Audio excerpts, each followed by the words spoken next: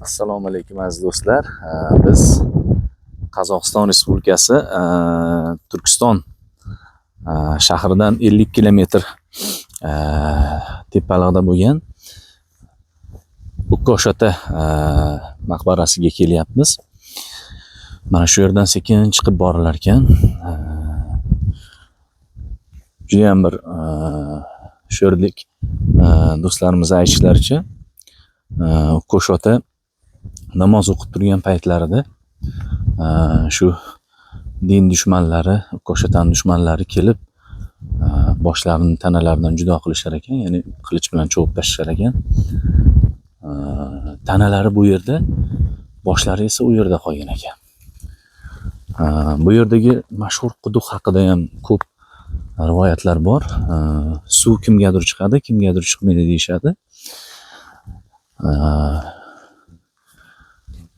O'sha suv Makkadagi Zamzam suvi bilan bog'lanar ekan. Qarang, Allohning mo'jizasi bilan, Allohning hikmati bilan qaranglar, Xudoga shukr. Shunaqangi bir yaxshi suv.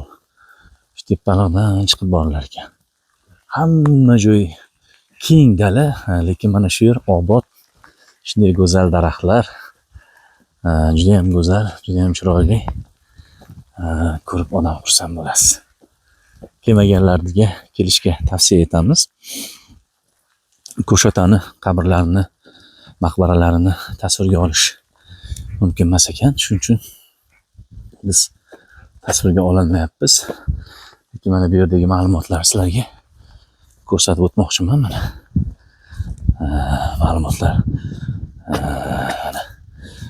Adashmasam, bu Ahmad Yasayev buvamizning maqbaralari haqidagi ma'lumotlar, Qozog'istondagi qadimiy joylar haqida berilgan ma'lumotlar. Mana bu yerdan Ukkoshote'ni maqbaralari o'sha ovorang nimada turibdi.